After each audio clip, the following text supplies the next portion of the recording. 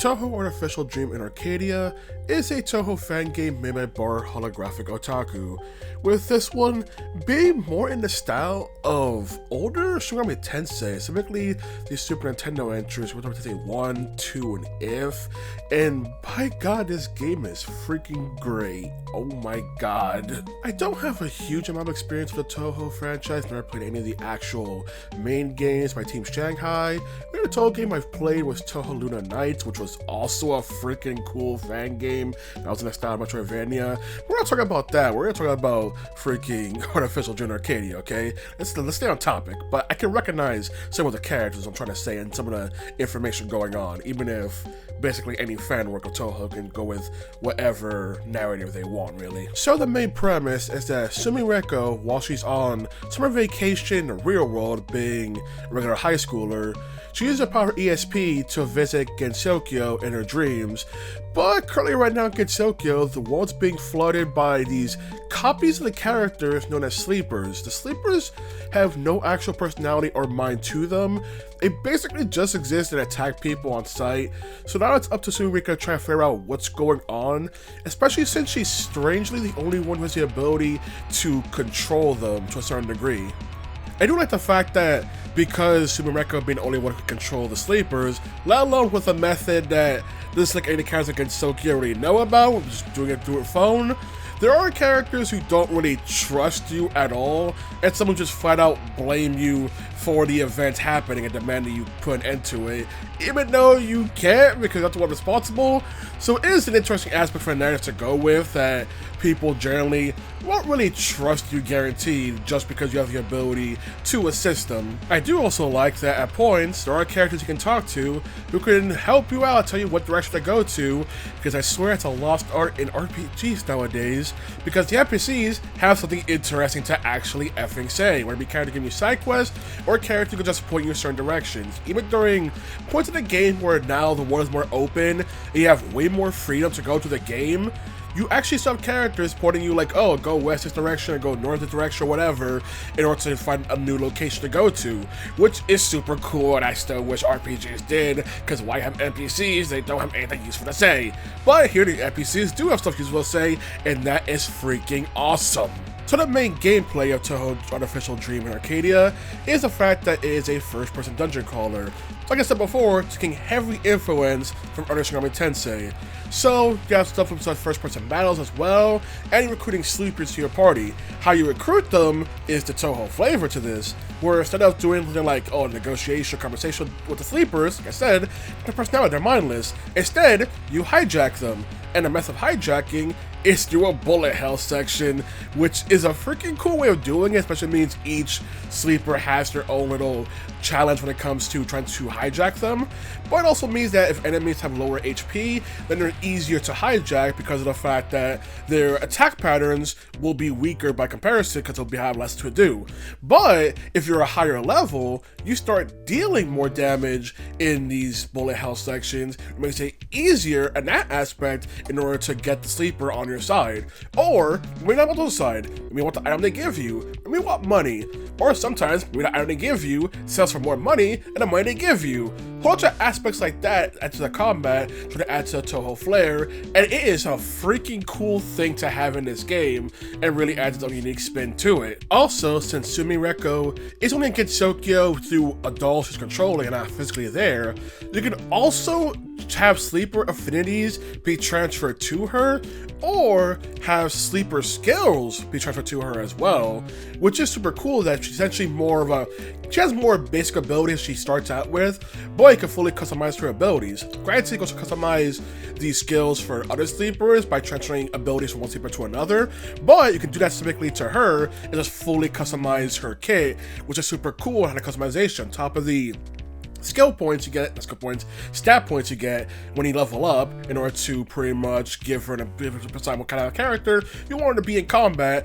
And you can also unlock her to do a side quest, unlock the ability to reset her stats so you can reallocate everything if you feel you want to change what kind of fighter Sumireko is in combat. Although I will note, it is game over if Sumireko falls in combat. If she is defeated, doesn't matter what else happens, if she goes down, it is completely game over. And this is something I don't think the game really makes note of, especially in this game where sleepers can basically do pretty much anything Sumireko can do in combat. The only thing they can't do is use the phone, obviously, to swap out new sleepers. But it does feel kind of out of nowhere that, oh, game over, the main character dies. In this game, it's like, huh? What? Huh? Huh? I don't know, usually people make that excuse of they do it because the main character is usually OP compared to everybody else, but here, not really, since you can't swap abilities on the fly or anything, so it feels weird that this game has game over the main character dies. But as cool as all this stuff you can do, there are caveats to the stuff you can do, such as the phone. The phone only has a certain amount of battery when you're exploring dungeons, which does mean that once it runs out, you not only lose the ability to use the phone, you also, without certain upgrades, can also have all your sleepers get sent back to the phone. So there's that aspect to manage the phone's battery life, because the more sleepers you have out, the more it drains. And for the most part, I think it's very generous how much battery you have for the phone, especially so you can hold up to 5 handheld batteries that may only give 20% charge each, meaning only like 100% extra charge as your pretty much safety net. But there are certain sleepers that do give you handheld batteries if you do the bullet hell thing and request an item. So there is that aspect, some of the fact that most dungeons generally aren't long enough to really have you drain all your batteries, since places will have a save spot, and the save spots refill your battery. It's generous for the most part, which I feel like it gets brutal, is very late into the game where the dungeons get so huge and some places don't really have sleepers that give you batteries. That's why I feel like, okay, now it's about needing to think about and conserve what I have out with sleepers for combat, since at this point I'm gonna end up just having no battery and just be left sitting duck. Because if you have no battery in this game, the phone, even if you set an upgrade to have 4 sleepers out with you, it is freaking brutal, because without a map, you're just going completely blind, and these places are way too big and complicated for you to be going around, walking around blind. I'm just saying, like, it's too much for me to handle that kind of aspect. And like I mentioned, there are upgrades you can get for the phone, and there's some pretty cool ones where it'd be like, oh, you can use your special SP bar in combat in order to provide buffs, prevent enemy turns, stuff like that. But there's just some passive ones, like the one that's like mentioned, like, oh, you can make it so your sleepers don't go back to the phone and your battery runs out. Or stuff like, hey, it can make it easier in order to do the bullet hell sections, or instantly win bullet hell sections if you spend more SP and you're higher level in the sleeper, which I honestly never use because I feel like it'd be pointless. I might just use 25 SP in order to get the sleeper to the freaking bullet hell, because it'd be easier and higher leveled, as opposed to spend more just to do the exact same thing. So, output upgrades you can get at the terminals.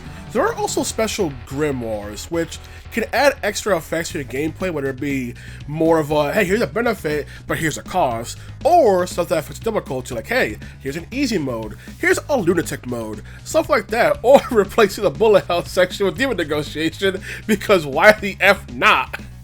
So there are aspects you can to pretty much make things easier on yourself, but also add more challenge to the gameplay if you like with the grimoires. So it is cool. It's also a bonus that you can actually add to the game. I do think the equipment system just kind of exists because I don't know, why someone was like getting much new equipment for Sumireko. I was like, am I doing anything wrong here? But that's why I'm getting equipment. And I was thinking at first, if I get items from the sleepers, then I'll get equipment. But for the most part, nope, they only give you items. There are some that do give you equipment like weapons, but those are a rare exception. Most players when you get items, especially on repeated items. Like, how many sleepers do you need to give you a magic fabric? Like, come on. So there is that aspect where you can buy equipment, but early on it's not much to get. And I mean very late in the game, there's another person who does sell equipment way later, but it's also so expensive, especially in this game, that upgrades are also very expensive.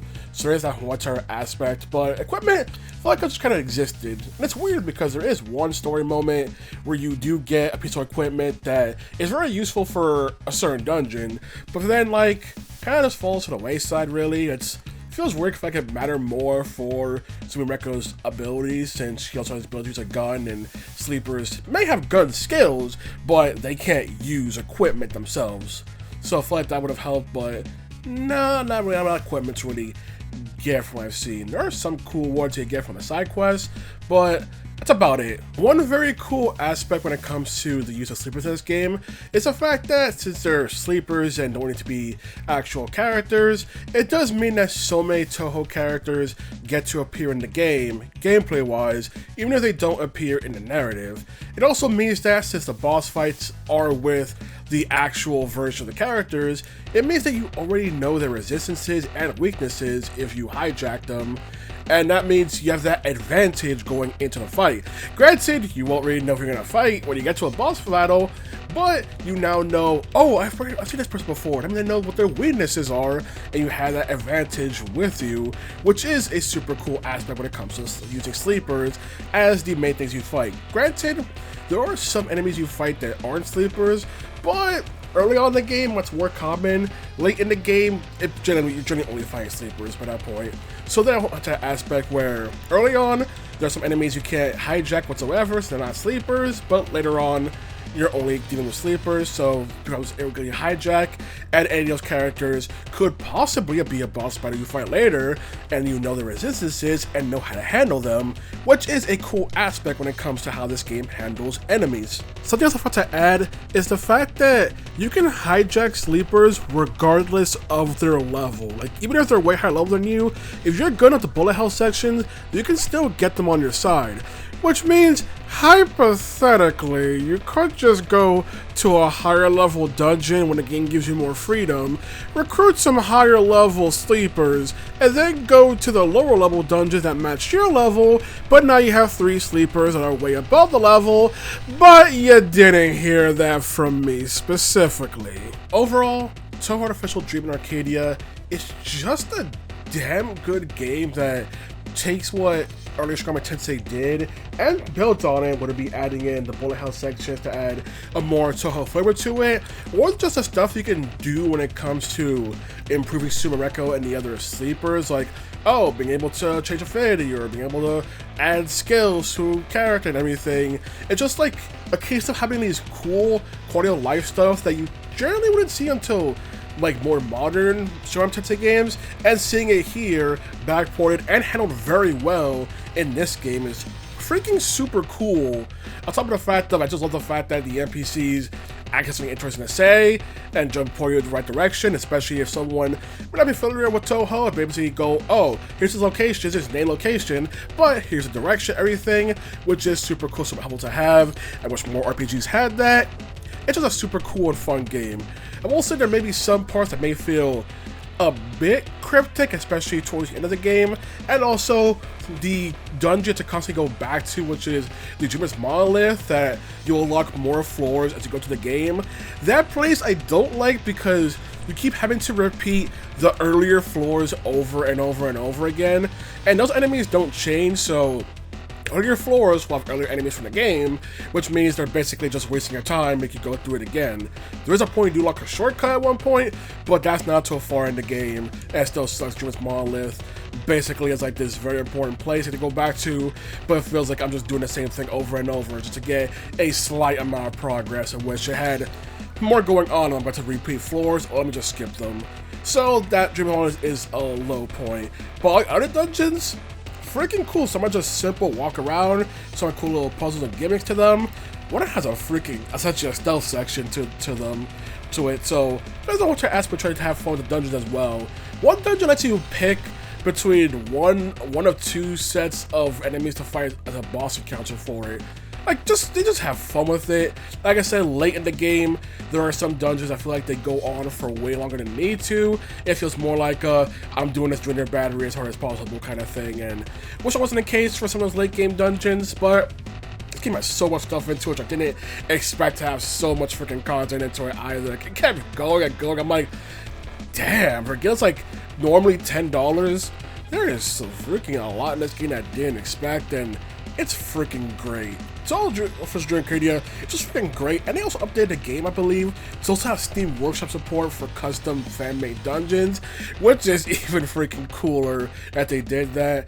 And this game is just great. I hope more people play it. That's all I gotta say. Good day.